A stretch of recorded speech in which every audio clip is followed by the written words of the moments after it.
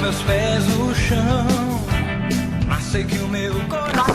Gente, boa noite. Meu nome é Juliana Casadei. Alguns me conhecem, né? Desde sábado, tô brincando, alguns já conhecem há um bom tempo. Eu tenho 23 anos, sou professora de História, trabalho no HE agora. Fui do SC de 2007 a 2010 e fui do JSC de 2010 a 2015, agosto de 2015, né? Só fui embora em agosto. Meu nome é Isabela, eu tenho 19 anos, eu faço engenharia civil. Eu fiz parte da SC de 2010 até 2013 e estou no JCC desde 2013. Eu faço parte da equipe de formação e da equipe de oração. Então, eu fiz parte de muitas equipes, graças a Deus, né? Rodei bastante pelo Jota nas equipes. Aberto eu visitei algumas, mas eu nunca fui de nenhuma efetivamente, mas eu fui primeiro do jornal, depois fui da liturgia e depois fui da música. Então eu saí na música, né? E foi um aprendizado muito grande. Bom, gente, pra gente começar, a gente vai falar de dois temas, né? Que já foram bem apresentados, bem ditos, inclusive Teologia da Prosperidade já foi tudo dito, a gente vai falar mais nada, tô brincando. Mas a gente vai falar de dois temas, né? Teologia da Libertação e Teologia da Prosperidade. E antes da gente começar esses dois temas, que são dois temas densos, complexos e em parte até mesmo difíceis, né? Pra gente assim, a gente queria começar falando de céu. De céu. A coordenação talvez fique um pouco preocupada, né? Mas fiquem tranquilos, vai dar tudo certo, tá? Então a gente vai começar falando de céu. E para isso a gente vai pegar algumas passagens. Por quê? A gente vai ver o que Jesus, o que foi dito na palavra de Deus sobre o céu, tá? Então a gente vai pegar. Então o primeiro que a gente vai pegar vai ser João 18, 36. Então vamos lá. Jesus falando, né? O meu reino não é deste mundo. Se o meu reino fosse deste mundo, os meus súditos certamente teriam pelejado para que eu não fosse entregue aos judeus. Mas o meu reino não é deste mundo. Então, vamos prestar atenção no que Jesus falou aqui. Eles estavam preocupados, né, que Jesus ia morrer ou que Jesus ia sofrer. E aí ele fala, gente, não fiquem preocupados, porque o meu reino não é aqui. O meu reino é o céu. Meu reino não é nesse lugar. Eu vim aqui, né? Eu preguei, mas meu reino não é aqui. Então é isso que ele está dizendo. Ele está dizendo, se o meu reino fosse aqui, nós íamos pelejar, porque os judeus nos matassem, correto? Nós íamos lutar, nós íamos fazer o que a gente tem que fazer aqui. Mas o meu reino não é aqui, correto? Então aí está falando da realidade celeste, certo? Vai ser o reino definitivo. Ok? Tudo bem? E aí? Então tá bom, vamos para a próxima. A próxima é Filipenses 3, 20. A nossa cidadania, porém, está lá no céu, de onde esperamos ansiosamente o Senhor Jesus Cristo como Salvador. Então, e essa fala o quê? Nós somos cidadãos do céu, ok? Nossa cidadania é o céu. Então, duas realidades. A primeira, Jesus é rei no céu, ok? Então, e a nossa cidadania é no céu. Por isso tem aquela música, sou estrangeira aqui, o céu é o meu lugar. Por quê? Porque a nossa cidadania verdadeira é o céu, ok? Tudo bem.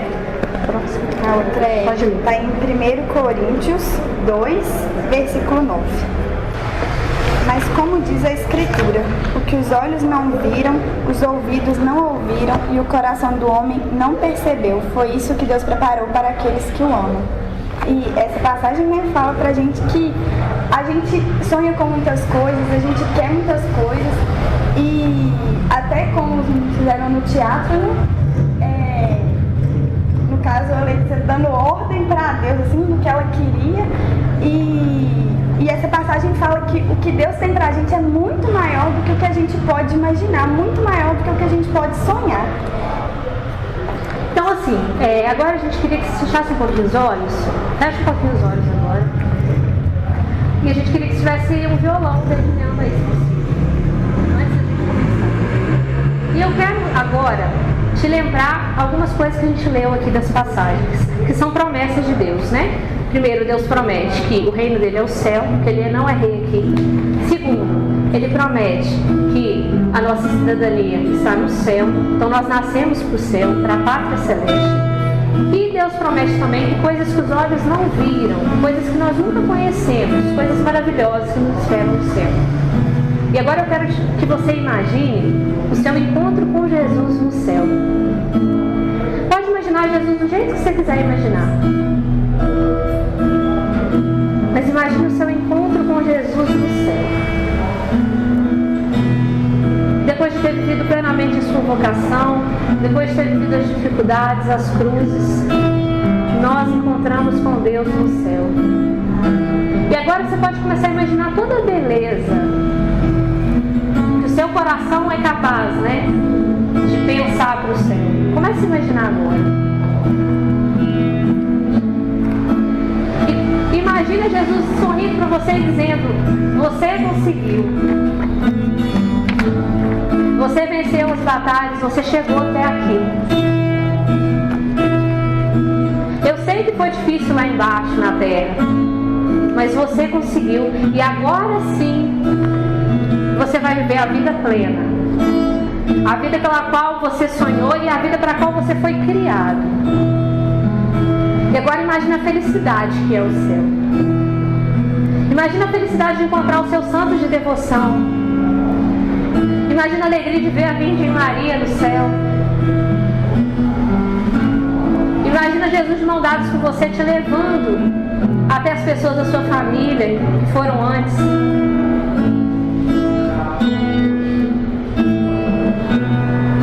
E eu sei que alguns têm dificuldade de imaginar toda essa beleza. Porque o nosso coração às vezes ainda é tão pequeno, né? Para conseguir dar conta de toda essa beleza que Deus tem para nós. Mas é isso que Deus tem para nós. E o importante é a gente lutar aqui na terra para viver o céu.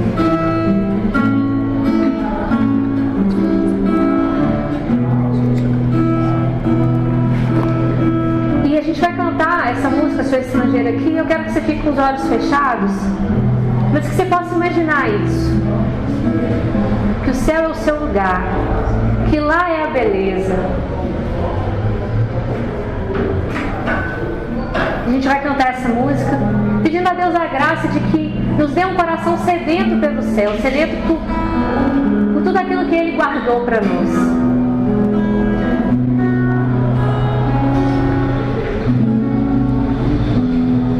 Eu tenho os meus pés no chão, mas sei que o meu coração está muito além do céu, do que se possa ver.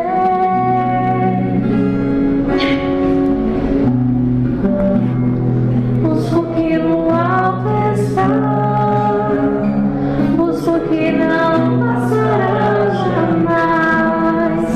Minha vida está escondida em Jesus. Sou estrangeiro aqui. O céu é o meu lugar. É de onde vim, é pra onde vou, é lá onde eu vou morar. Sou estrangeiro aqui. O céu é o meu lugar. É de onde vim, é pra onde vou, é lá onde eu vou morar. E pra gente possa terminar esse momento, agradece a Deus. Agradece a Deus por esperar pelo céu, por te dar a graça de lutar para viver essa vida plena junto dele. Que Deus nos conceda a graça, né, de sair dessa reunião muito mais do que entendendo um pouco mais sobre teologia da libertação e teologia da prosperidade, que nós saiamos daqui sonhando com o céu verdadeiramente, focando, colocando um objetivo para a nossa vida, né? Que esse seja o maior objetivo, que seja a meta da nossa vida. Quando a gente ordena tudo para o céu, quando esse é o nosso maior objetivo, encontrar com Jesus, todas as outras coisas na nossa vida são ordenadas, porque é Ele quem guia a gente, né? É o próprio Espírito Santo quem nos leva a ter força para buscar e para alcançar esse objetivo. Amém? Então, gente, para começar, a gente vai já pedir desculpa caso a gente cometa algum erro ou a gente fale alguma coisa indevida, né? Nós não somos teólogas, infelizmente, né? Não fiz teologia, apesar de ter muita vontade, mas eu não fiz, né? Então a gente já pede desculpa previamente. Nós vamos falar primeiro de quais fontes nós usamos para dar essa reunião, né? Então, primeiro, a gente estudou alguns vídeos de Padre Paulo Ricardo sobre teologia da libertação, sobre teologia da prosperidade. A gente leu alguns textos de Felipe Aquino, né? E a gente leu uma carta do cardeal Ratzinger, né? Bento XVI, né? Nosso bispo emérito, mas na época era cardeal Ratzinger, quando ele era prefeito da Congregação do Doutrina da Fé. Então ele escreveu uma carta sobre a teologia da libertação, né, mostrando as falhas da teologia da libertação de origem marxista, né? Então a gente vai embasar a nossa reunião nessas fontes, nesses documentos. Então assim, a gente indica até primeiro que vocês estudem esse tema, mas principalmente também que a formação chame, às vezes posteriormente, um palestrante com muita mais formação que a nossa. Então nós vamos dar assim, né, aquilo que a gente conseguiu aprender, né, graças a Deus, aquilo que a gente já sabia, aquilo que a gente tinha de bagagem, mas a gente não é perito no assunto. Então, caso a gente cometa algum erro, já dizendo aí sobre o vídeo, né, que as pessoas que saibam nos corrijam, porque nós desejamos profundamente seguir a Igreja Católica. É o que a gente quer, né? A gente não quer de forma nenhuma falar nada que seja contra a doutrina, né? Eu até estava falando com a Júlia que foi muito legal estudar esses temas, porque eu entendi muita coisa que eu não entendia antes, que antes estava obscuro, e a gente deseja profundamente passar isso para vocês também, né? Eu não sei se eu vou conseguir falar, a Ju fala muito bem, mas se eu vou conseguir falar do jeito que eu entendi, né? Às vezes eu até entendi certo, mas não vou conseguir falar para vocês, mas eu espero no fundo do coração que vocês entendam também e como a gente disse na oração, né, que a gente sai daqui sonhando com o céu. Porque a gente sentia muito isso quando a gente estava estudando, né, Ju? Isso. Então, para a gente começar, por que a gente começou pelo céu, a gente vai se explicar. Essas duas correntes ideológicas, né, teologia da libertação e teologia da prosperidade, elas são preocupadas com muitas coisas, mas não com o céu. Então, por que a gente começou com o céu? Porque se Deus quisesse que a gente vivesse somente uma vida terrena, e que a nossa vida se baseasse somente numa luta aqui, nesse mundo, nesse plano, para que nós pudéssemos viver essa libertação aqui, Deus teria dito o quê? O meu reino está aqui, certo? Se Deus quisesse que a nossa vida se baseasse somente na terra, Ele não teria dito que o meu reino não é aqui, e nem seria dito na palavra de Deus que nós somos cidadãos do céu, correto? Então, inicialmente, qual é o problema dessas duas ideologias? Elas pregam que nós temos que ser felizes aqui, porque a vida mais importante é aqui, tá? Para começar. Então agora nós vamos explicar por que isso. Então vamos lá. Primeiro, a teologia da libertação. A gente vai falar muito sobre esse tema, mas para a gente começar. A teologia da libertação, ela pega alguns aspectos que são propriamente do Evangelho. O que é isso? Por exemplo, a caridade, certo? São Paulo diz que uma fé sem obras é uma fé morta, tudo bem? Então tem uma passagem que diz isso. Uma fé sem obras é uma fé morta. Só que o que a teologia da libertação fez? Eles pegam alguns princípios evangélicos, como da caridade, só que eles se apegam totalmente a eles e dizem, nós temos que fazer caridade aqui, porque o mundo é aqui. Então eles não estão preocupados com realidades celestes.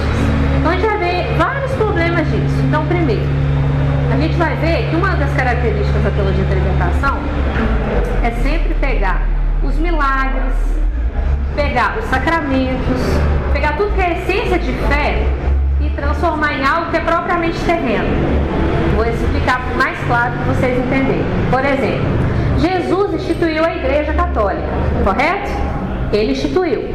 Ele chamou os 12 apóstolos. Ele instituiu, chamou pelo nome os 12 apóstolos, certo? Em um dos vídeos que a gente estava estudando, né, a gente viu uma entrevista do Leonardo Boff, que é um dos patronos da teologia da libertação do Brasil. Esse homem, ele foi um sacerdote, ele era franciscano e ele saiu da igreja. Por quê? Porque ele defendeu a teologia da libertação até o ponto de que, quando ele foi chamado no Vaticano e foi pedido a ele que se retratasse sobre os erros cometidos, ele disse que não e que ia sair da igreja. Então eu vi a entrevista dele. O que ele falava? Ele falava assim na entrevista: Jesus não criou a hierarquia da igreja. Isso é uma coisa humana. Aí um bispo que estava lá falou assim, claro que não é uma coisa mundana. Jesus criou, Jesus chamou os apóstolos, Jesus instituiu a igreja, Jesus chamou Pedro para ser o primeiro papa, né? Isso é tudo bíblico. Ele falou, não, gente, não é bem assim. Os 12 são simbólicos, entendeu? São as 12 tribos de Israel, uma referência ao Antigo Testamento. Então eles pegam tudo que é bíblico e transformam de um jeito que a igreja é pensada de uma forma totalmente humana. Então eles negam esse tipo de coisa. Vou dar outro exemplo. A Eucaristia. Tem alguns teólogos da libertação que não acreditam que Jesus está presente na Eucaristia. Eles até acreditam na missa, mas eles acham que a missa é um movimento popular, onde as pessoas se reúnem para se prepararem para a luta. Que a luta é importante. Agora vamos falar um pouco do que é essa luta, né? A teologia da libertação, que é considerada, a gente pode até dizer assim, herética pela igreja, porque tem um 24 de Paulo que ele chama de heresia da libertação, a teologia da libertação. Qual que é a principal característica dela? Ela é uma interpretação marxista da religião. Eu não sei se vocês sabem, mas Marx, né, foi um pensador do século XIX alemão, criou o marxismo. E ele dizia, entre outras coisas, que a religião é o ópio do povo. Todo mundo sabe o que é ópio? Ópio é uma droga. Ou seja, ele acreditava que a religião era uma forma de manipular o povo. Então Marx dizia isso. E o que os teólogos da libertação desejam fazer? Eles desejam pegar o evangelho e interpretar o evangelho de forma marxista. Então o que eles pregam? Nós temos que cuidar dos pobres, nós temos que fazer os movimentos sociais acontecerem. Por quê? O céu é aqui. Só existe esse mundo. Então a gente precisa revolucionar esse mundo, a gente precisa ajudar os pobres aqui, a gente precisa fazer tudo aqui. Por quê? Porque as realidades celestes a gente não sabe.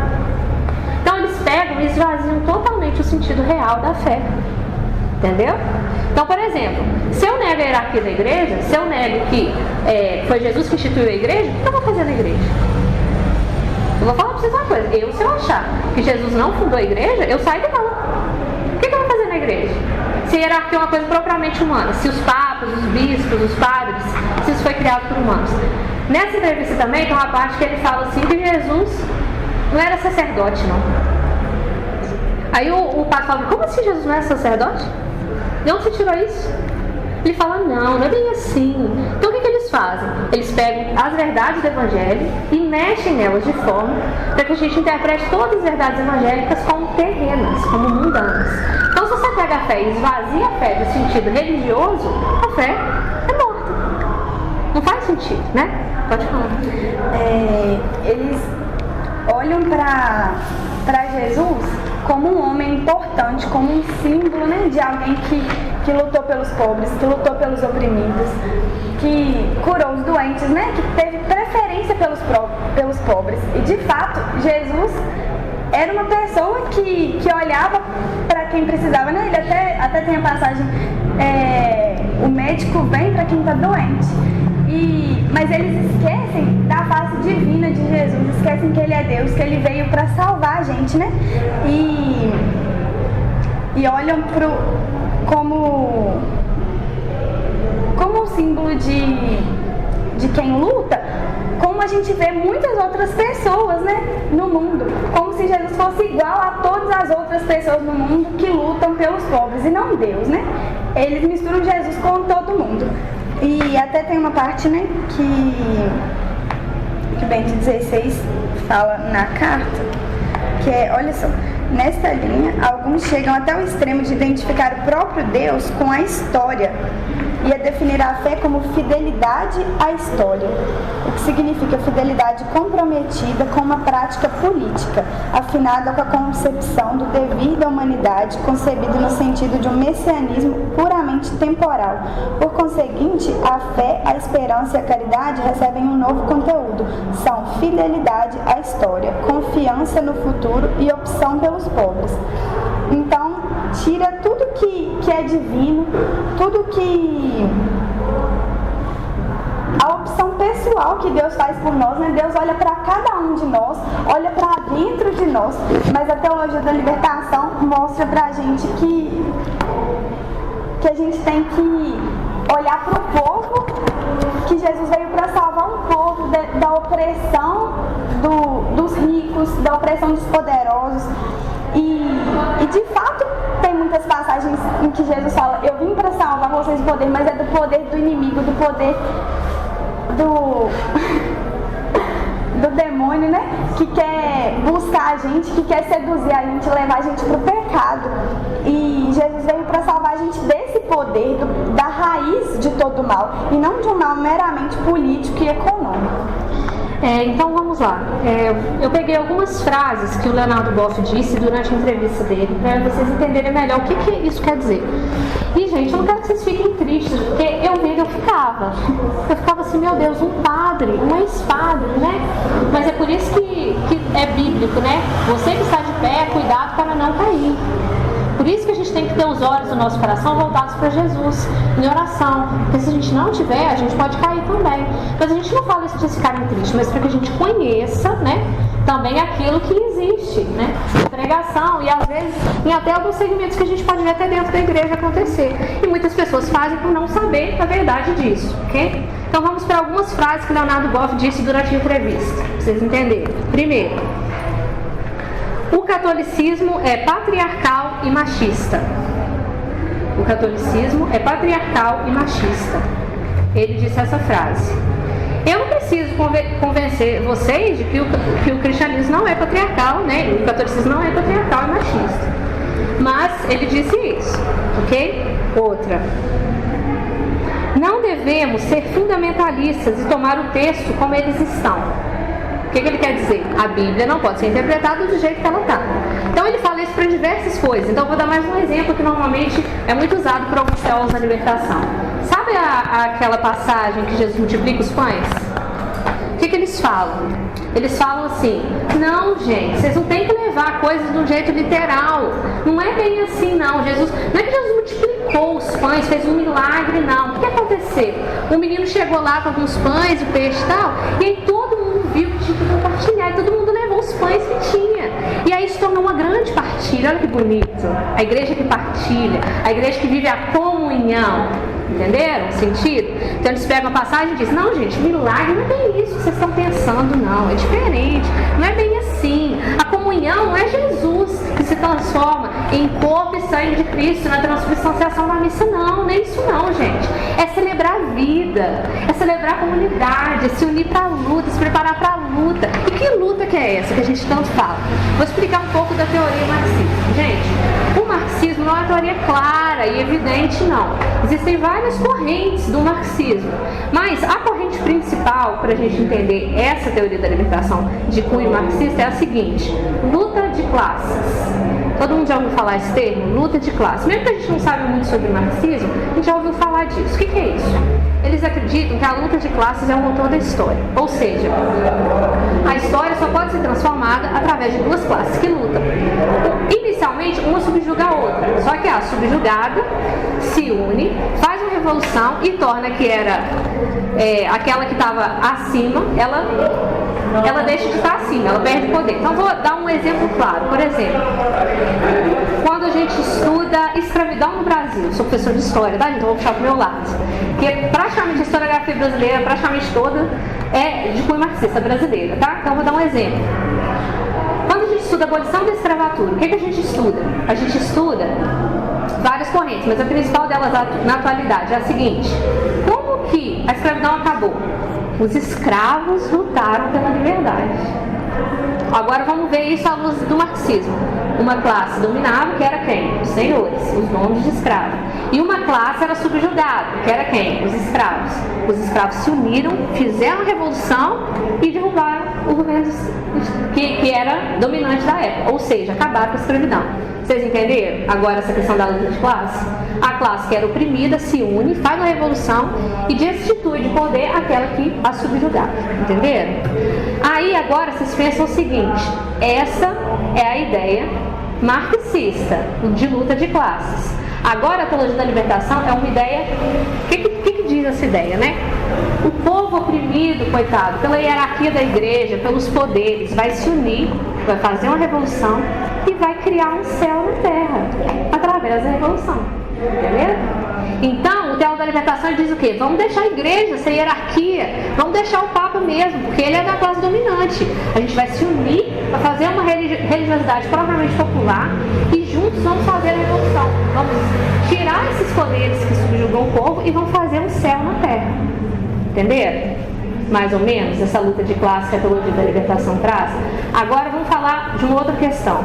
Voltando àquela passagem do céu, que a gente disse no início, Jesus falou lá naquela passagem assim: se o meu reino fosse aqui, os homens pelejariam, ou seja, guerreariam, para que eu não fosse morto. Se a ideia de Jesus fosse instituir um céu na terra, ele teria ficado aqui, certo? Teria se tornado rei aqui, e a gente teria vivido um reinado aqui. Entenderam? Então, se você pensar bem, alguns teólogos da libertação, eles nem na ressurreição eles estão acreditando. Não na ressurreição efetivamente. Por quê? Jesus ressuscitou e espera todos nós no céu. A igreja militante, né? Porque tem a igreja triunfante que já está no céu, que são os santos. Mas Jesus espera toda a igreja no céu, certo? Que são as núpcias do Cordeiro, está lá no Apocalipse. As núpcias do Cordeiro vai ser o quê? O casamento de Jesus com a igreja, o final dos tempos, e aí a gente vai viver eternamente no paraíso com Deus. Só que a teologia da libertação, a coisa é muito mais séria, porque eles não estão preocupados com o que é celeste, eles estão preocupados com o que é terreno. Então, se você vai a fundo, eles esvaziam todo o sentido espiritual da fé. Vou dar mais um exemplo, quer ver?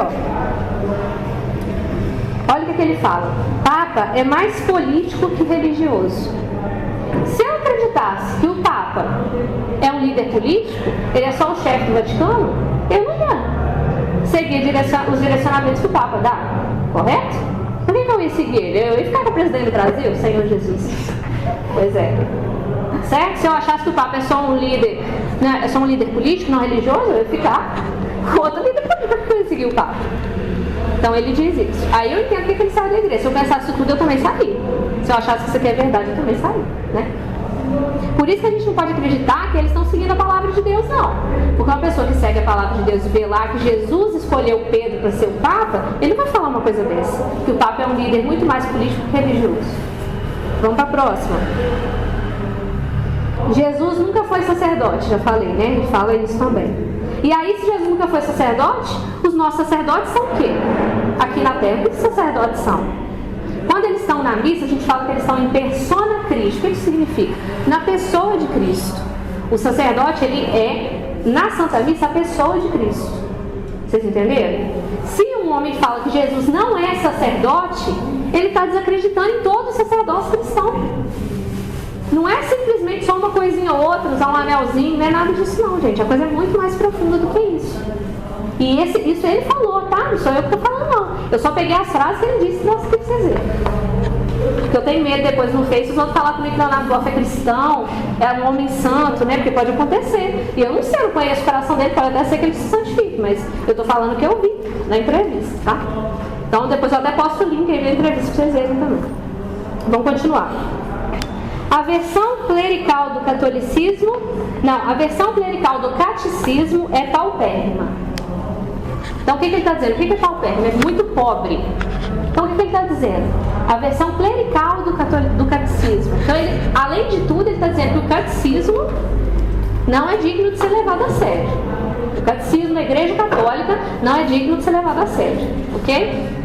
Então não fala para mim que você pode ser profundamente católico e falou da teologia da libertação marxista. Tudo bem? Por favor, não faça isso comigo. Tá? Vamos para a próxima. Perguntaram para ele assim: você acredita em milagres? Aí ele falou assim: maior milagre é estarmos aqui, podermos conversar. Olha que bonito isso, gente. Realmente é um milagre levantar da cama todo dia, né? E a gente só levanta pela graça de Deus. Mas o que ele quis dizer aqui, gente? O que está subentendido nisso? Tudo é milagre. Se tudo é milagre, nada é milagre. E a gente abre as portas para quê? Com relativismo exagerado. Entenderam? E nessa entrevista, gente, tinha um bispo lá, um homem de fé, tá? Um homem de fé, o Leonardo Boff sendo entrevistado no programa Roda Viva, e todos os jornalistas todos só falando a favor dele. E o bispo sozinho defendendo a igreja. E eu falei, gente, olha esse bispo. Ele sozinho defendendo a igreja, ele falando as coisas mais absurdas do mundo que é que eu tô falando aqui, e as pessoas praticamente aplaudindo. E o triste é quando pessoas da igreja católica, por falta de conhecimento, também aplaudem. Isso é o pior, que por falta de conhecimento fazem. Mas quando fazem por falta de conhecimento não é pecado, né? Porque aí é não conhecer. Mas agora a gente não pode fazer mais. Bem, tô acabando já. Aí ele fala assim: O cristianismo tinha que ser secular para ser mais verdadeiro.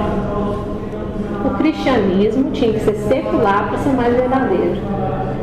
Eu fico pensando em Jesus ouvindo uma coisa dessa, né? Talvez eu tivesse que, sei lá, ir mais em festa, né? Ser mais secular, não sei, escutar mais música secular para ser mais cristão. O que ele quis dizer com isso? O que ele quis dizer com isso? Que a igreja tem que se secularizar. Por que a igreja tem que se secularizar? Porque as realidades espirituais, se elas não são importantes, por que não se secularizar? Entendeu?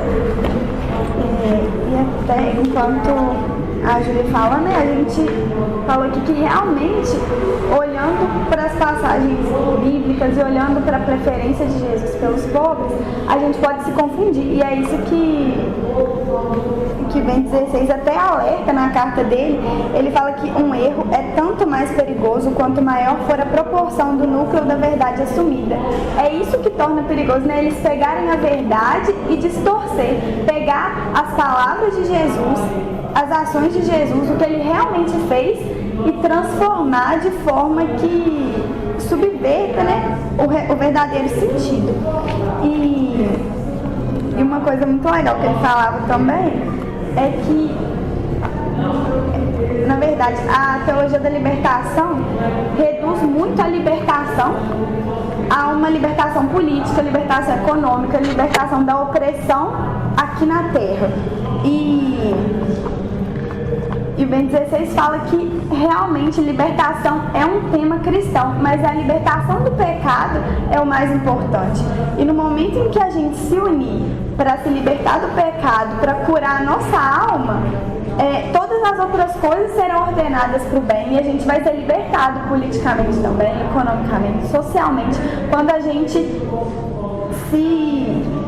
se propõe a lutar por uma vida mais santa, a buscar a santidade, viver uma vida de oração, viver a Santa Missa, reconhecer o senhorio de Jesus, reconhecer que Ele é Deus, que é Ele quem nos liberta, que a gente não liberta nada de coisa nenhuma, né?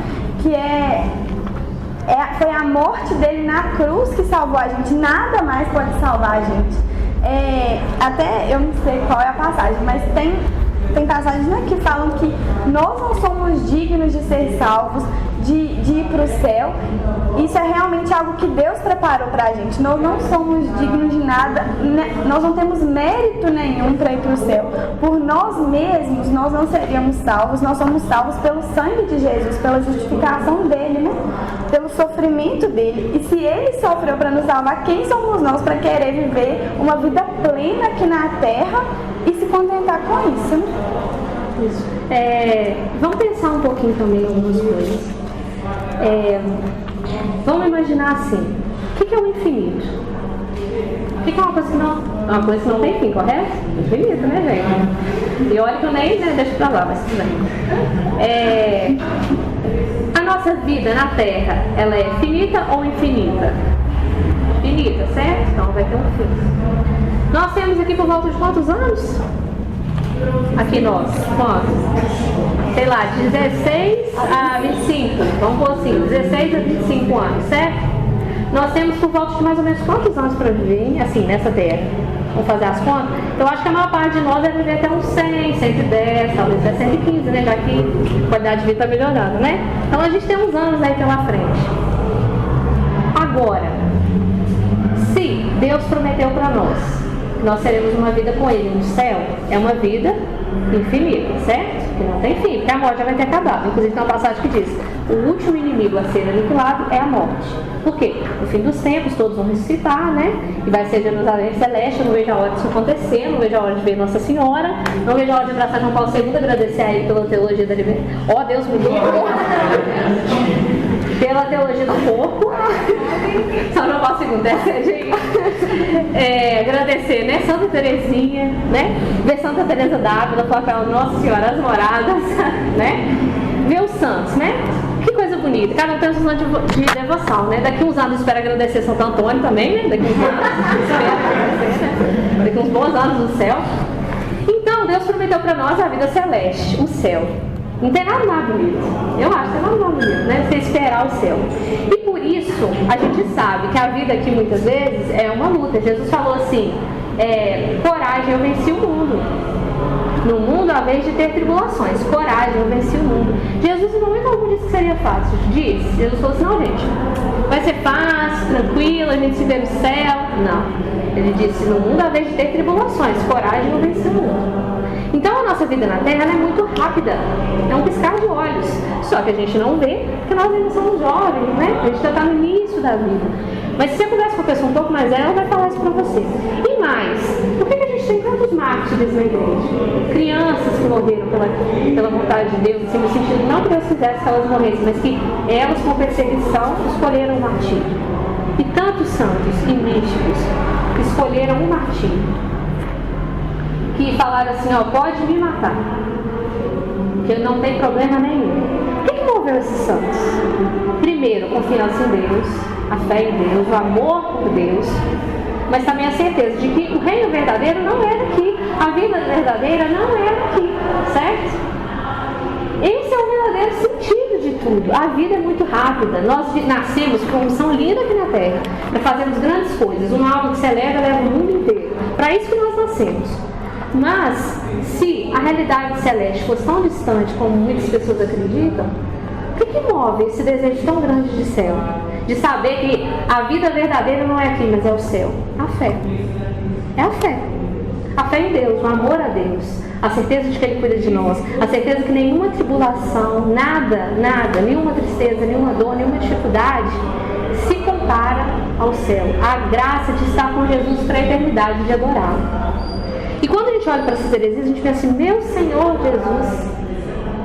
E agora eu penso nos santos que viveram épocas difíceis na igreja, de muitas heresias.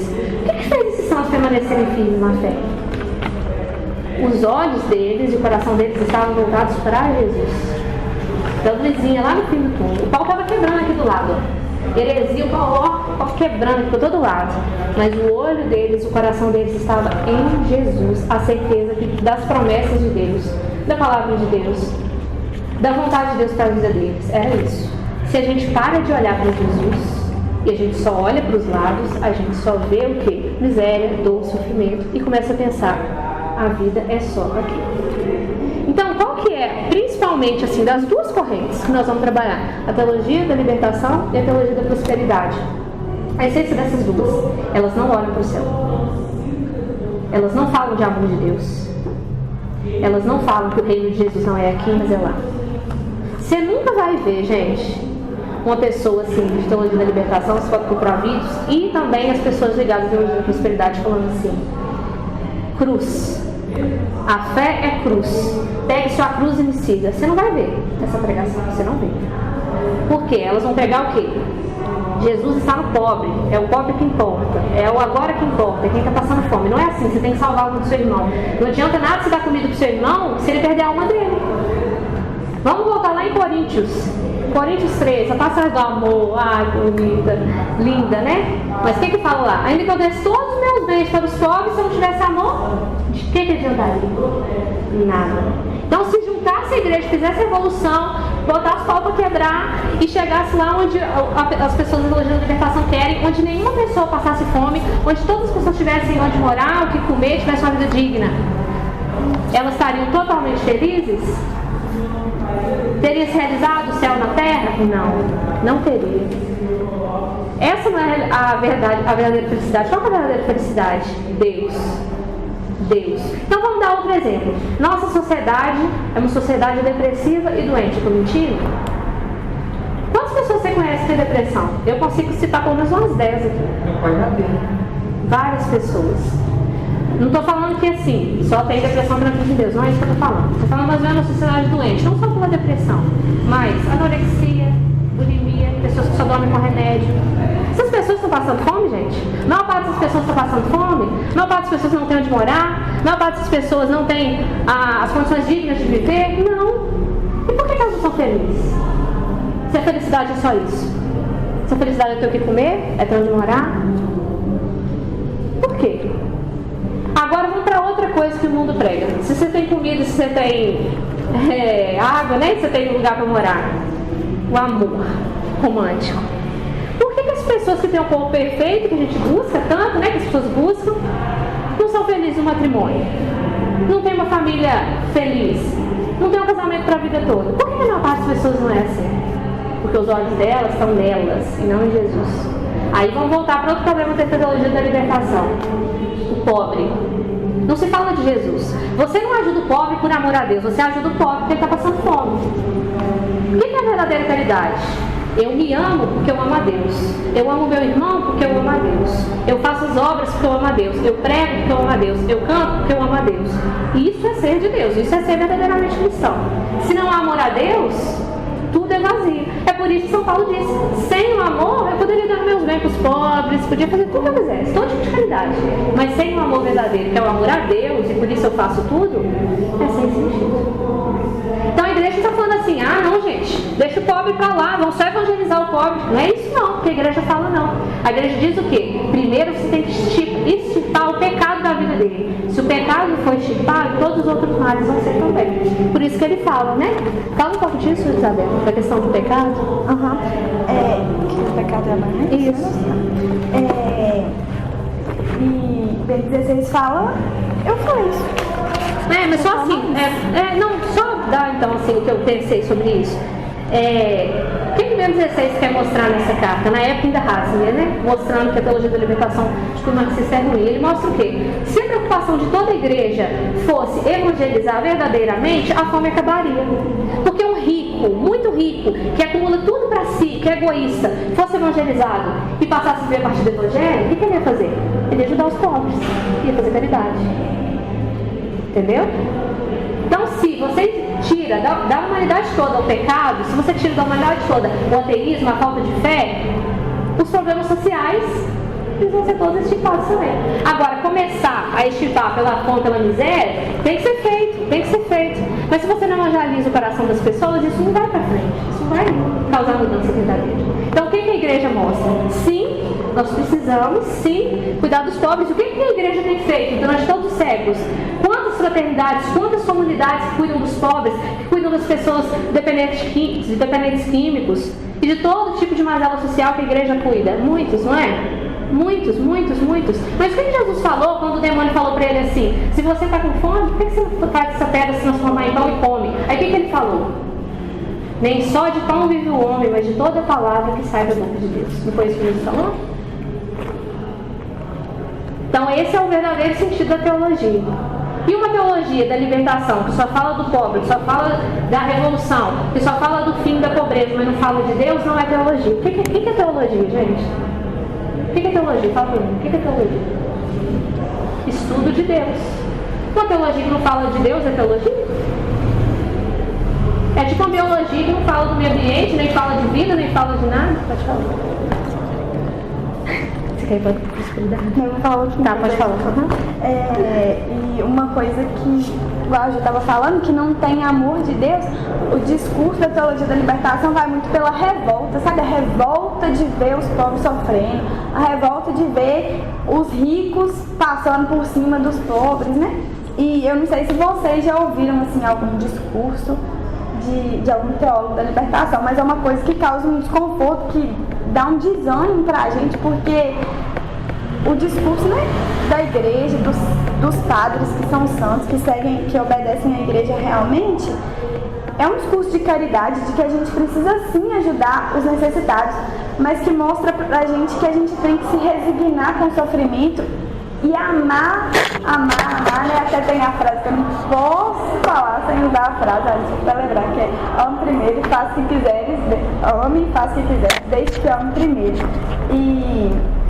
E aí, a igreja, né, sempre fez tudo pelos necessitados, mas por um amor a Cristo, né, por um amor a Jesus que vive e que ama também os pobres, os oprimidos, os doentes. E o professor Felipe Aquino falava uma coisa muito bonita, né? Que quantos santos a gente conhece que são exemplos de caridade.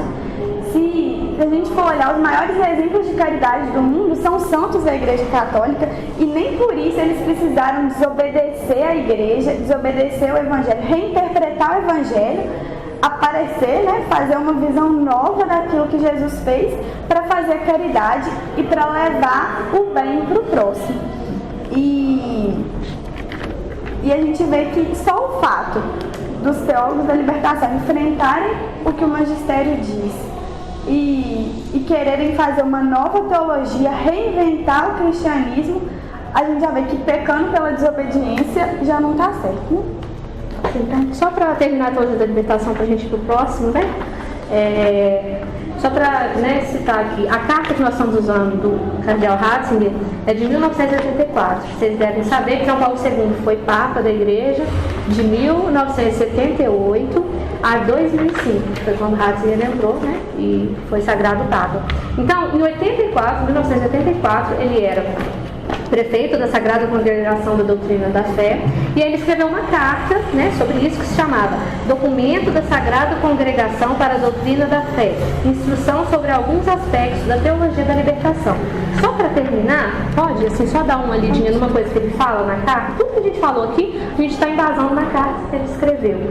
Ele fala assim: a alguns parece até que a luta necessária para obter a justiça e liberdade humanas, entendidas no sentido econômico e político, constitui o essencial e a totalidade da salvação. Para estes,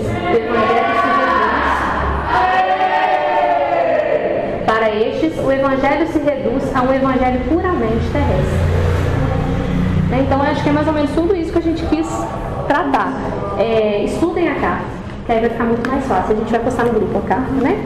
Vamos para a próxima? Vai passar, gente. Não, depois falar. Então, agora vamos para a teologia da prosperidade.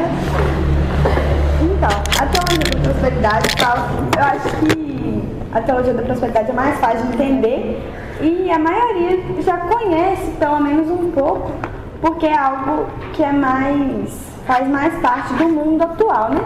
Que é a busca pela riqueza, é algo que até quem está fora da igreja, aliás, principalmente quem está fora da igreja, né, busca essa prosperidade mais do que tudo.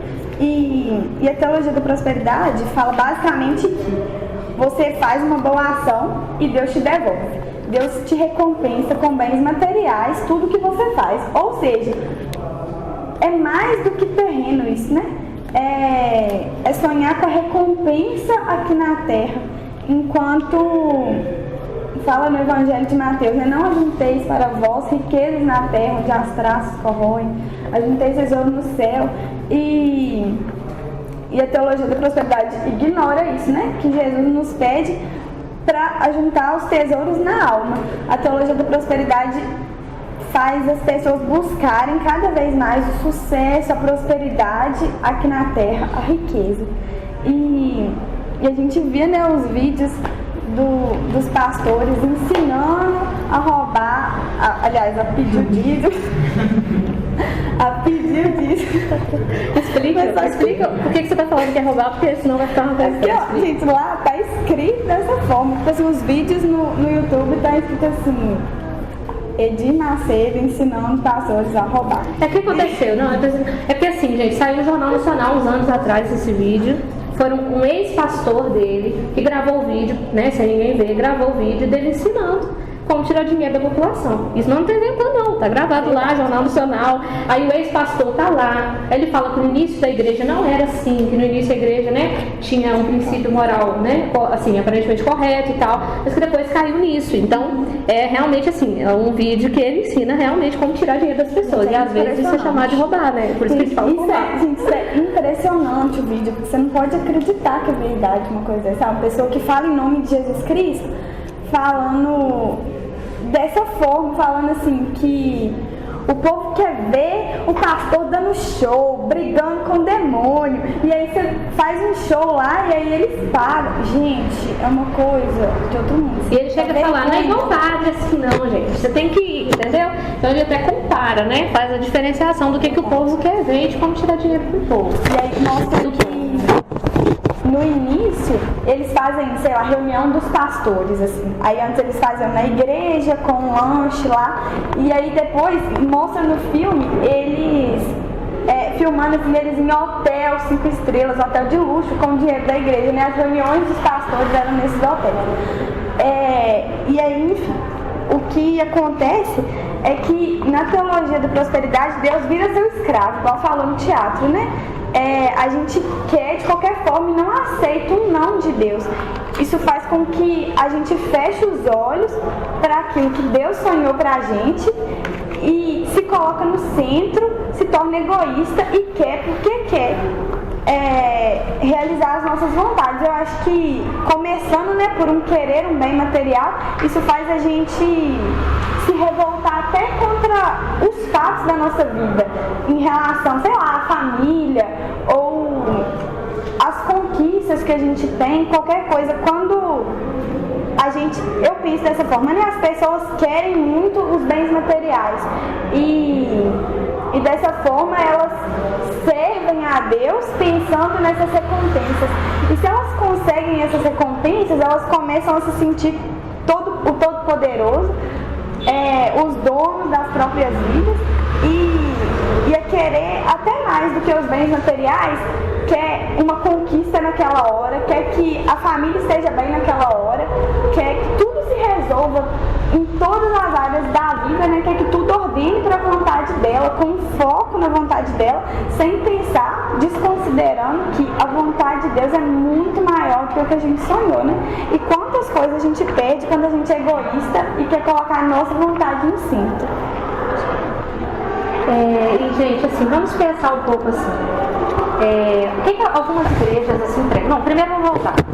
A gente não viu o Padre Paulo Ricardo, ele explica como que a teologia da libertação nasceu, vamos dizer assim, no Brasil. Então ele fala que são 3 ondas pentecostais que vieram para cá, das religiões protestantes, que chegaram nisso. Então a primeira onda pentecostal, é uma onda mais leve, uma onda em que as pessoas realmente têm um sentido assim, de religião, de buscar Deus e tal.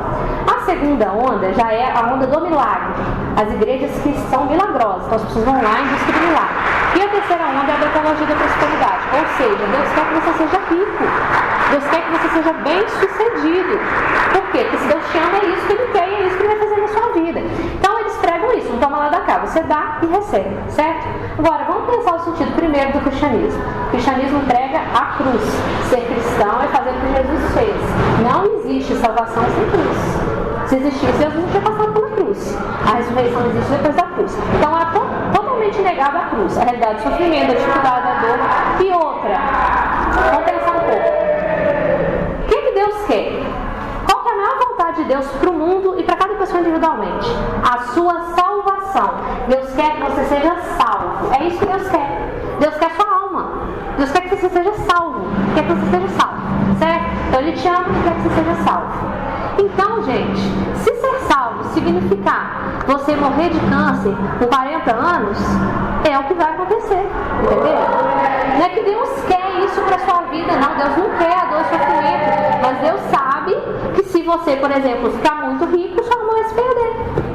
Ou que se você, sei lá, for curado de determinada coisa, você vai se perder. Então Deus permite, não é que Ele quer não, mas Ele permite as dores, Ele permite o sofrimento. Isso é difícil, né, da gente entender. Por quê? Porque a gente vive num mundo que a gente foi ensinado que a gente tem que ser feliz, a qualquer custo, e feliz. Mas não é isso. A verdade da fé não é essa. A verdade da fé é, você tem que passar pela cruz. Deus não quer a dor e sofrimento de ninguém. Mas se for para a sua salvação, Ele vai permitir. Agora, você imagina, você sinceramente acha que se Deus conhecendo o coração humano, conhecendo o nosso coração, será que todo mundo aqui, se a gente ficasse muito rico, a gente seria salvo? Ou será que a gente se perderia? Eu não sei. Mas eu não consigo imaginar Jesus falando isso. Eu te amo e por isso eu vou te deixar rico. Por quê? Eu vou dar um exemplo do Evangelho para comprovar isso. Jesus falou assim numa passagem: as raposas têm tocas, as aves têm ninhos, mas o Filho do Homem não tem onde encostar a sua cabeça. Jesus foi rico, gente? Jesus teve muitos bens? Agora, eu não estou falando que quem tem dinheiro vai ser salvo não, tá? Jesus falou que é difícil uma pessoa muito rica ser salva, mas Ele falou que é impossível não. Eu estou dizendo que você não pode se apegar aos bens materiais. A pobreza não é você não ter nada, é você não ser apegado a nada. É você saber que você não leva nada dessa vida. Então a teologia da prosperidade vai estar muito totalmente inverso. Você é de Deus, você é amado por Deus se você for rico, se você tiver bens. E para isso você dá dinheiro à igreja. Inclusive, o Padre Paulo Ricardo, no vídeo dele, ele compara isso a praticamente macumba. Porque ele fala assim, na macumba o que você faz? Você dá uma oferenda para você ter o que você quer. E muitas igrejas fazem isso, pedem oferendas para você ter o que você quer. Então, se você der tanto dinheiro, você vai ter uma casa própria. Se você der tanto dinheiro, você vai ter tanto no banco. Se você der tanto dinheiro, isso não é evangelho. Agora, vamos ser bem críticos. Existem igrejas evangélicas sérias, tá, gente? Nós estamos falando aqui, nós vamos dar nome aos bois. Universal, Igreja de Edir Macedo, defensor do aborto. Tá lá, todos os vídeos ele defendendo que Deus quer que você seja rico. Tá lá na internet, né? Então é disso assim que a gente está falando. E até, enquanto a gente falava, né, que o cristianismo passa pela cruz, eu lembrava de uma passagem até muito bonita, que fala que Deus corrige a quem Ele tem como filho. E é o que a gente estava falando, Ele não vai curar todas as nossas feridas, Ele não vai dar tudo que a gente quer, justamente porque Ele ama e porque Ele nos tem como filhos, né? Se Ele não nos corrigisse, se Ele deixasse pra lá, dar tudo que quer, nós seríamos filhos bastardos.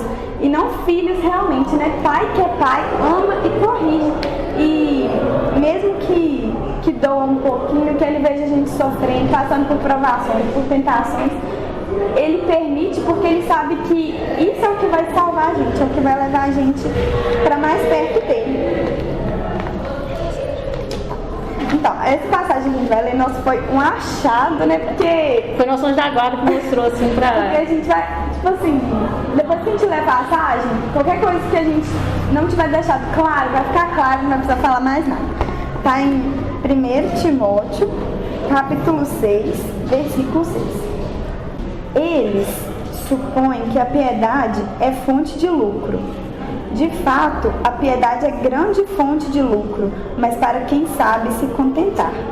Pois não trouxemos nada para o mundo e dele nada podemos levar. Se temos o que comer e com que nos vestir, fiquemos contentes com isso. Aqueles, porém, que querem tornar-se ricos, caem na armadilha da tentação e em muitos desejos insensatos e perniciosos, que fazem os homens afundarem na ruína e perdição. Porque a raiz de todos os males é o amor ao dinheiro. Por causa dessa ânsia de dinheiro, alguns se afastaram da fé e afligem a si mesmos com muitos tormentos. E a gente pode até querer ser rico, né? Às vezes a gente vê as pessoas na televisão, todo mundo é rico e é feliz, né? Porque lá só aparece isso. E a gente pode até pensar em sonhar com isso, mas aí a gente para pensar que quantas pessoas se perdem por causa desse dinheiro, por causa, até o que a gente falava, né? As pessoas vão na igreja e nas igrejas que pregam a teologia da prosperidade, dão a oferta e realmente recebem as bênçãos. E eles falam isso, falam, gente, as pessoas testemunham isso, né? Mas a Ju estava falando, eles falam que Deus dá, mas o demônio também dá, porque para sustentar a mentira, ele dá o que é bom. Ele disfarça o mal no que é bom, né? Para que a gente seja seduzido e vá pelo caminho dele. E quantas pessoas se perderam por conta do dinheiro, até mesmo essas igrejas, o pastor falava no Jornal Nacional que a igreja antes realmente tinha um sentido espiritual, mas com o tempo o dinheiro foi fazendo eles perderem a cabeça e se voltar para a questão da riqueza. E talvez se eles não tivessem se deixado levar pelo dinheiro, pela riqueza, por aquilo que o inimigo oferece, eles seriam salvos, mas o dinheiro é justamente o que faz eles felizes aqui na terra, mas é o motivo da perdição deles, né? E e tem até a passagem, já foi tema da campanha da fraternidade, vós não podeis servir a Deus ou dinheiro, né? Nós não podemos servir a dois senhores, e é isso que a teologia da prosperidade prega, né? Que a gente sirva ao dinheiro e não a Deus, porque servir aos dois não tem como, de forma alguma, não tem como conciliar. E para terminar, quem disse a Deus na teologia da prosperidade? Ele é o meu servidor. Eu dou dinheiro e ele me paga. Ele é praticamente gerente do meu banco, no céu, no caso, né? Então, onde está Deus? Onde está o Deus do Evangelho na teologia da prosperidade? Onde está o Deus do Evangelho na teologia da libertação? É isso que a gente queria trazer, assim. Jesus, sou estrangeiro aqui, o céu